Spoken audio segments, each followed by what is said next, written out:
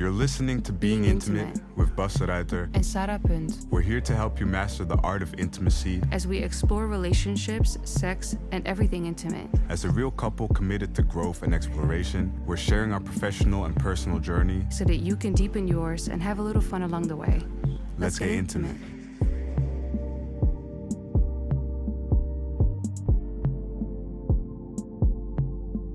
Welcome to another episode of Being Intimate. Yes, episode 9. Today's episode will be about the misconceptions around non-monogamy.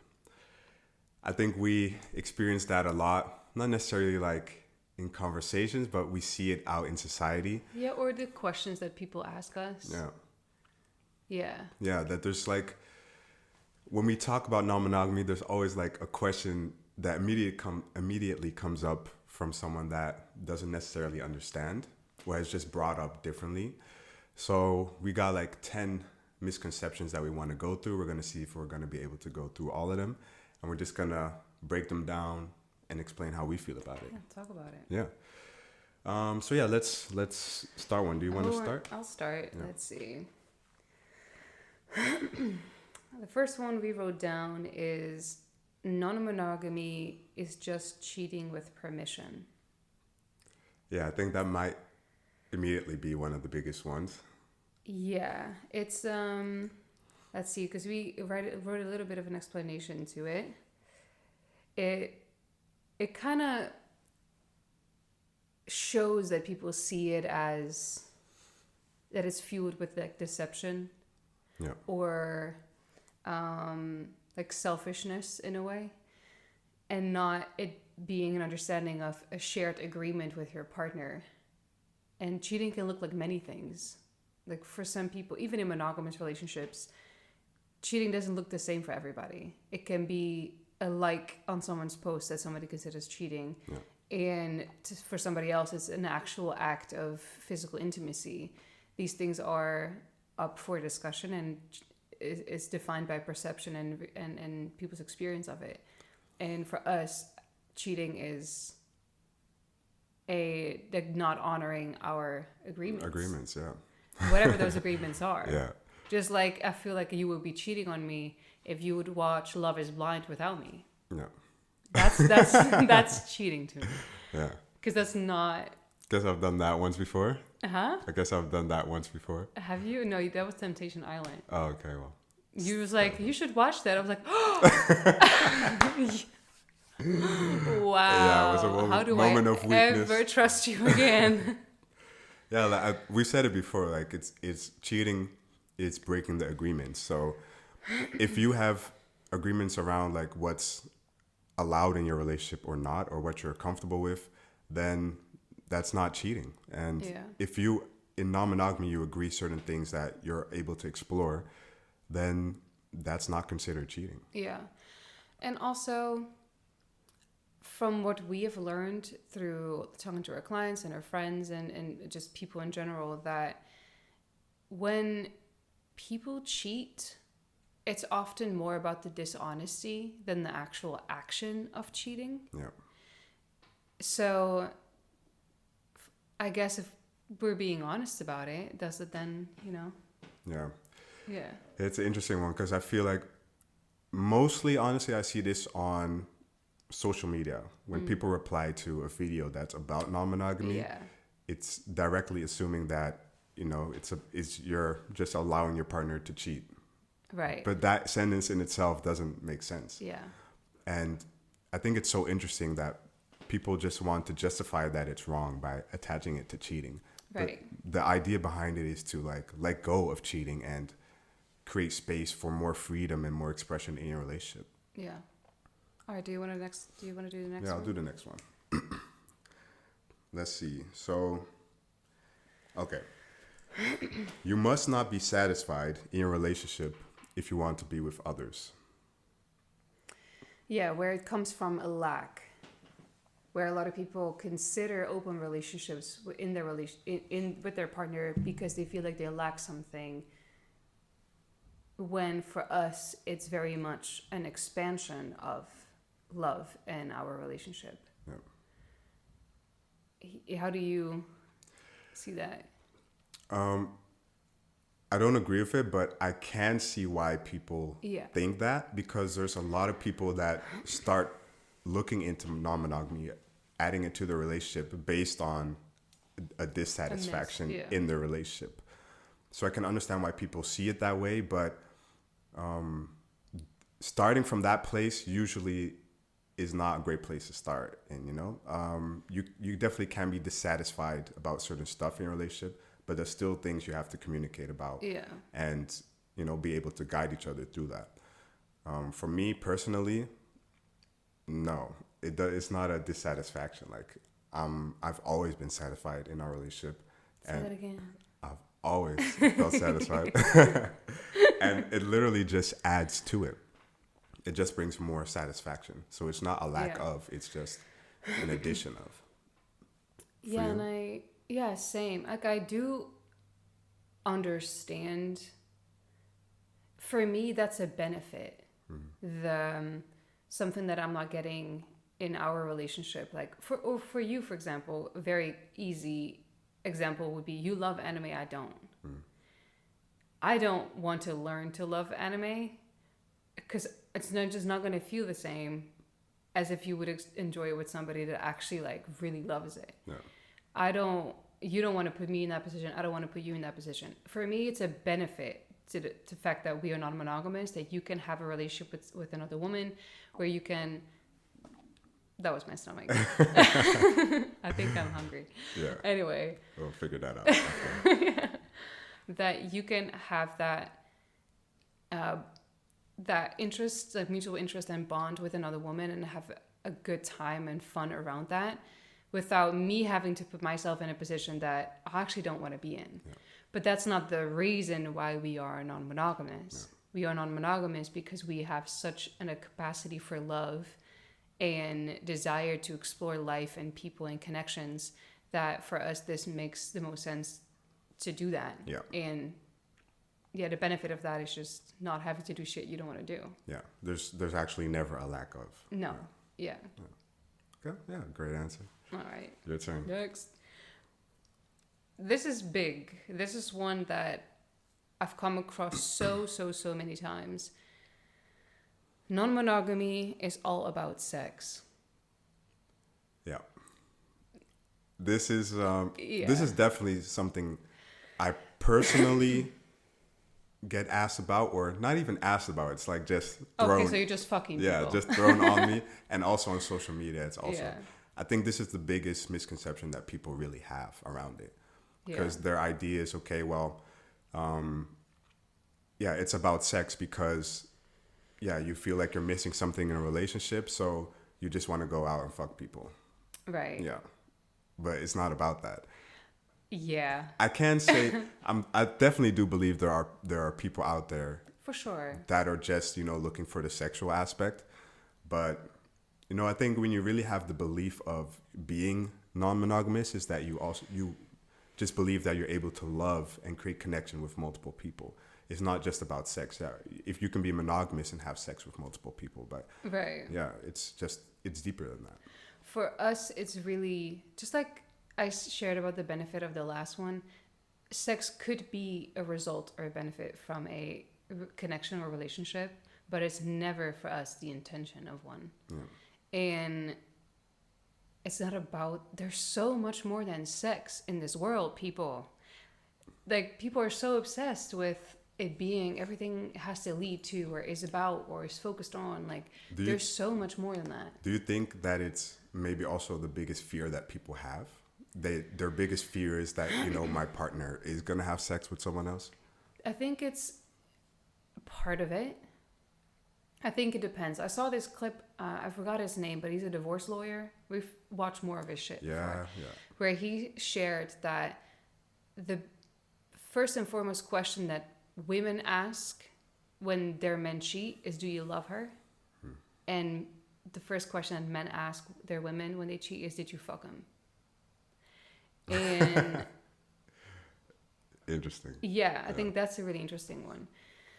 I do think that because sex is something that we don't really talk about in our culture, you don't really get educated on it very well. It's this taboo.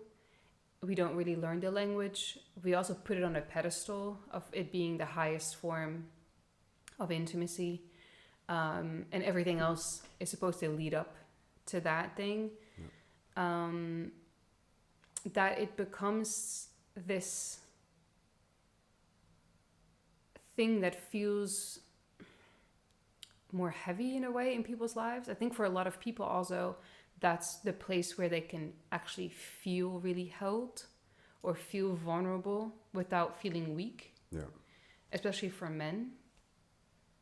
And I think it just becomes this thing that it doesn't have to be. Like we're very sexual people. Yeah. We love being in our sexual energy, but we never need to express it sexually with people. And we have entire relationships, intimate relationships with people that do not include sex. Yeah, I think that's because we're aware of the fact that we're capable of that. I think that people don't think that they're capable of that because they're so fixed on the only option is monogamy. So you stepping outside of that would have to be about sex. Right. Yeah. It's an interesting one. I think it's one of the biggest triggers I've noticed in people. Yeah. I mean, and there's another one but we'll get to that. Yeah. Wait, okay, you go. You do the next one. Yeah, next one? Yeah. Oh, yeah, that's the next one. Great. Let's see. Okay. Jealousy doesn't exist in non-monogamy. We hear, or I hear often, when I talk about non-monogamy, the first thing people say is like, oh, I'm way too jealous for that. They have an idea of that we're just not jealous. Yeah. That it just doesn't, you can only be non-monogamous if you don't experience jealousy. Yeah. That's the fucking opposite. Yeah. Yeah. We are jealous. It looks different. It looks different. Yeah. And it's less, I guess, blown up or big and doesn't trigger our egos as much. I mean, we get triggered, but we just don't let it lead. Yeah. We automatically know that this is something that we can talk about. Yeah. And this is something that we want to share with each other. To like work through. We've explained it in the jealousy episode, but yeah, I don't know where that comes from that people think. I think maybe their own belief of like, because they're a jealous person that, be able to do this, then there's no way that you can be jealous. I mean, it's not like we've been taught how to deal with our emotions. Yeah. Especially jealousy is a very demonized emotion. It's something that you're not supposed to feel. And if you do feel it, either you're doing something wrong or your partner is doing something wrong. And that's just not how, it's just one of the emotions that we feel as human beings. So for us, jealousy just doesn't rule our life or our relationships. Doesn't mean that we don't feel it. It's just, we're human. We're not like any less human than anybody else because we're non-monogamous. Yeah. Doesn't take away that we still have the same emotions. Right. Yeah. Yeah, that's an interesting one. Yeah. Anything to add to that? No, I don't think so. Okay. Next. We're moving fast. Yeah, I was like, damn. Non-monogamous relationships are not stable and not long-term.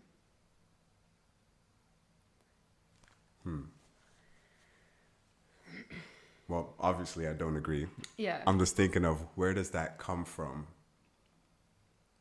Is that something people really see, or is that them justifying that it's not good? I think it stems from multiple things. I think it stems from there's many people that may have tried like an open relationship before and that it didn't work. And then they label non-monogamy and open relationships as things not working. They're not being long-term. No. But the same people have had 5 monogamous relationships and are now single again. But then they don't label monogamy as not working. They realize the relationship isn't working. Yeah. That's the same with non-monogamy. Yes, like when you're non-monogamous, relationships might not work. Yeah. Just like in monogamy, relationships might not work. Yeah. There's not a research out there that shows that either one of the versions is more stable than the other. It's about the people who are inside the relationship. Yeah. Are you a stable person yourself? Right. And I think the stability comes from this idea that we've been brought up with, that stability looks like one thing, and it looks like a monogamous relationship. You live together, you married, you have kids, you buy a house. That's stable. And then everything else feels chaotic for people. And I understand that, because there is more. Things might get more complicated. There's more things to talk about, more feelings to confront, more scheduling when it comes to, your life. And yes, there's things added. It's not for everybody, but it doesn't mean it's not stable. A good non-monogamous relationship requires more communication, which in most cases adds up to more stability, because you just speak about more things. You're more aware of that. We have to create stability in the relationship, and you're continuously challenging yourself to grow as a person. I think those things all add to creating more stability. So again, not necessarily saying that it's more stable, because again, it's really about the people in it, but it does put you in more situations that lead to more stability, I believe. If you allow that. All right, I think you're up. So next question. You can't be truly committed to someone if you're open. Open or like non-monogamous? What do you mean? Yeah, just in this case, it's like just opening up your relationship. It says, it confuses commitment with exclusivity. Yes. Do you want to share thoughts? You go first. Okay, because I have thoughts about it. I feel like a lot of people see it as an escape or like a way to avoid commitment. And I understand that. I understand that some people use being open or use other connections like that. Like I'm not denying that. But for us, and I know for other people that are non-monogamous, we love committing to people so much. We love commitment. We love creating long-lasting relationships that last a lifetime, that we want to do it to multiple people. It's not a fear of commitment, it's the desire for more of it. And I go about every relationship in my life, everybody that I meet, everybody that I connect with them with the intention for the connection to last a lifetime. And it doesn't mean that it has to look a certain way for the rest of our lives, but it means that we're committing to being in our lives for the rest of our life. And I think, I don't know, I love that, and I think it's beautiful. Yeah, for me personally, I've never been as committed as I am in this relationship with you. And it's something that I commit to every day. And through that, I've actually figured out like the enjoyment of the commitment. Like it makes me a better person. It makes me feel like I'm continuously growing in myself and in this relationship. And it makes me desire even more commitment in this relationship, but also with other people. It's like, like what this brings me, being able to commit in what we're creating, it helps me evolve in other relationships that I'm building as well.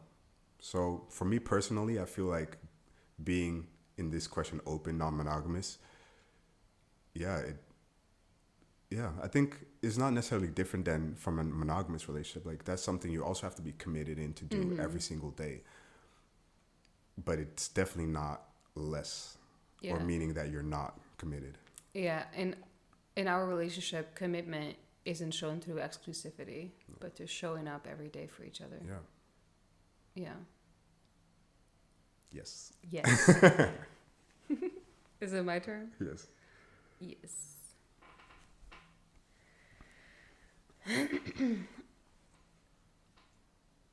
Non-monogamy is unfair to women as it benefits men more. I think this is like a nicely way to put something, that people have been commenting on our clips. I've seen multiple times that they're like, oh, I hope that she's free to like be with other people. Oh, I hope that he supports her. And like, I think there's an assumption that it's one way. Yeah, that it's something that only men desire. Yeah, or that it benefits men more because they just want to sleep with other people. Yeah, and they just want someone on the side. Yeah, or they feel... I do know more people or more men that have a hard time opening up to non-monogamy, to the idea of their woman being with another man, than vice versa. So I think it stems from that. But true non-monogamy, or at least like in a way that's equal, that doesn't happen.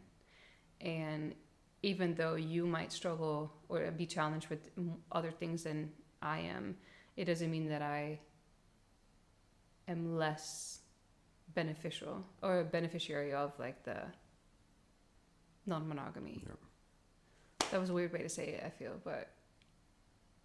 Okay, can you ask me the question one more time? The question? Yeah, or the statement. The statement? Yeah. Is non-monogamy is unfair to women because men benefit more. Men benefit more.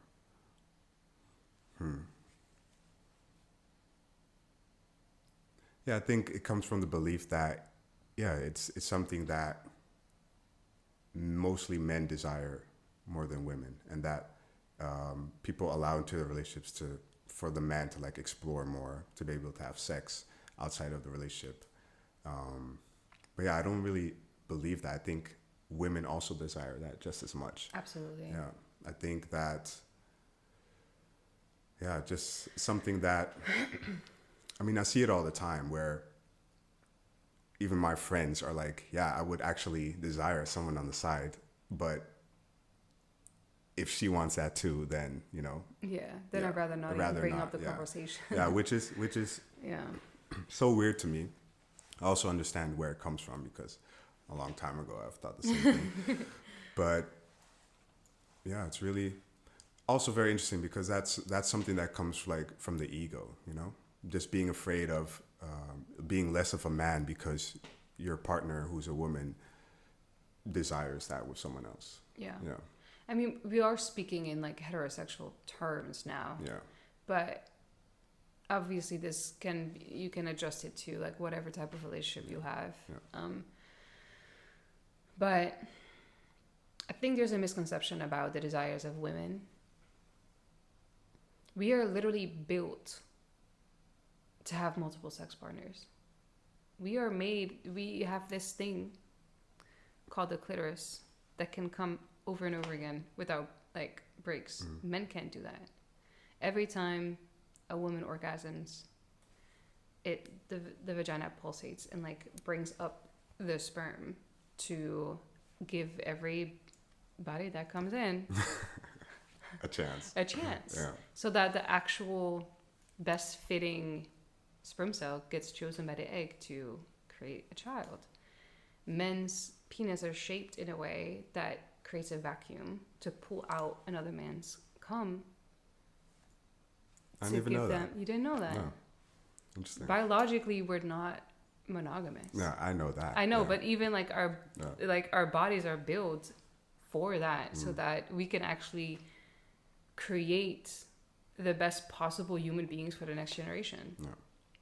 And women's desires have been suppressed and oppressed for I don't even fucking know how long. It's been, Lord, I don't even know how long. Forever. Like, of course, it's going to seem like we don't have certain desires, but that doesn't mean that they're not there. Yeah. Free women. Facts. Okay, let's see the next one. Is it your turn? Yeah. This goes right into what you were just saying. It's unnatural. Humans are meant to be monogamous.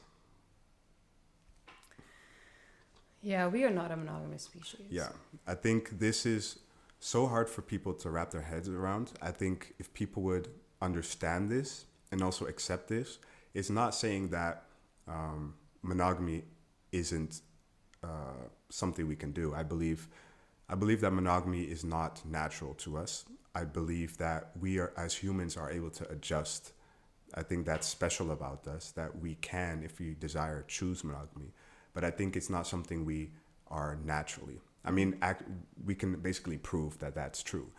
And if people would, let go of the fact of monogamy is natural to us, relationships would be a lot more easy and open. Yeah. We would find different ways to handle that, knowing that, our partner is not naturally what we're trying to make them be in society. Yeah, I think monogamous relationships can benefit a lot from accepting that we are not monogamous beings. Yeah. And that because we're human and we're so evolved, we have the option to choose to do things that goes against our nature, and that's beautiful. Yeah.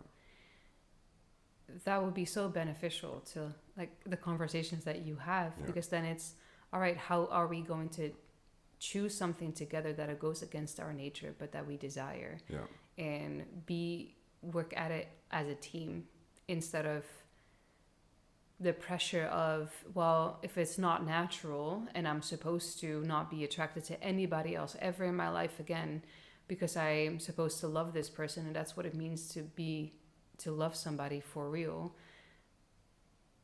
then there's that sound, it doesn't bring as much shame anymore. Then you can just tackle it together and understand that you're not broken, you're just human.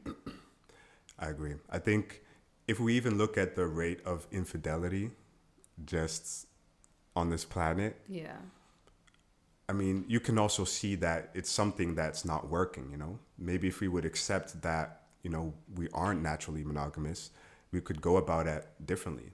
It's like, I don't think we definitely have a discipline issue in society, but I don't think that's the case. I think it's more of like us actually going against something that is more natural to us, which is not being monogamous. So you then trying to be monogamous is something you choose, but it's definitely going against what is natural to who we are. All right,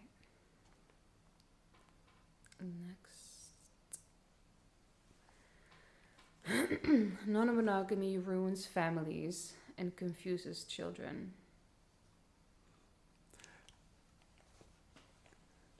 I don't agree with that. Infidelity, cheating, lying ruins families. And confuses children. Being honest, showing your children what honesty is, what communication is, what community is, that strengthens families. Yeah, I agree. I mean, we've had some conversations with the kids. Especially the oldest has been, not for a while, but has asked me questions before about it. And me explaining it to her, she actually understands it very easy.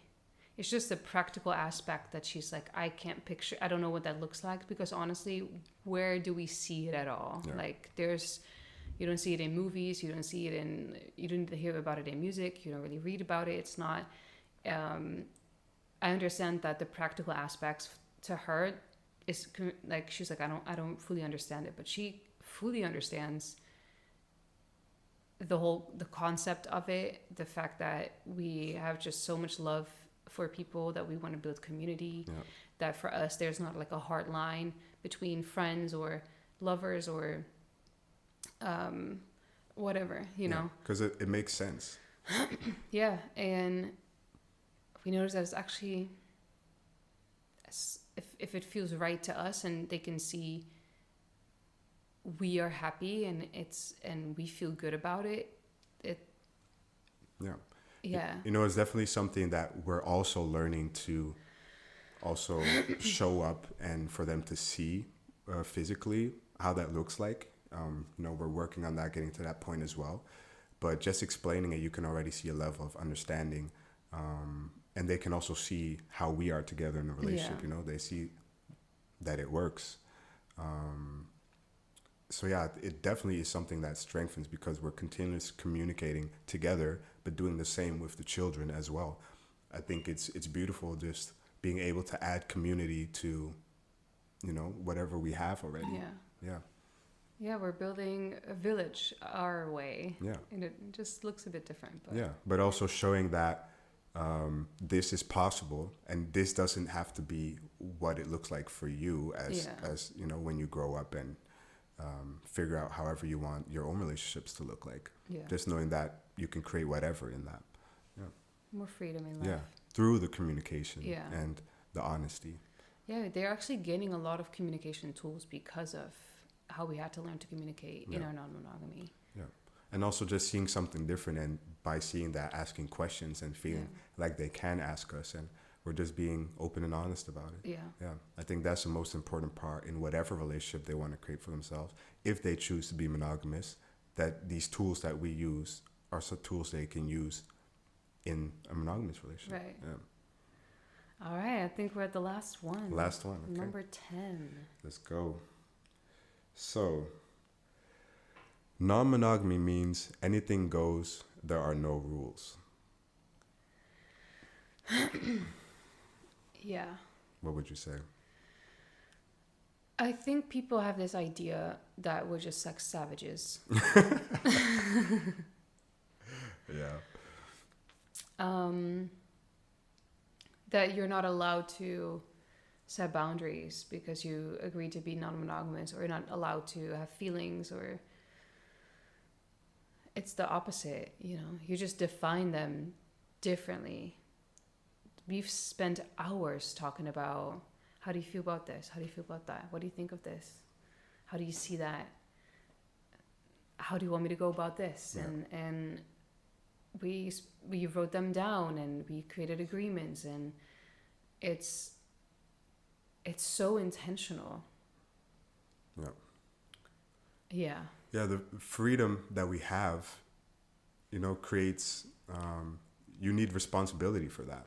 It's not, with with just being able to do whatever you want, it's going to create chaos. Yeah, freedom with no responsibility equals chaos. Yeah, because, there's people that you're in a relationship with.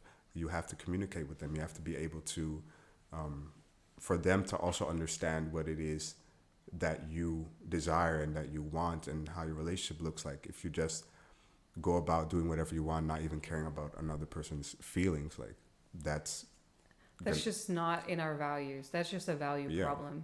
Yeah. And that doesn't work. Yeah. Yeah. It's not about non-monogamy then. Yeah. Because you can consider yourself monogamous and still. Yeah. The chaos will destroy what you're building. Yeah. Yeah.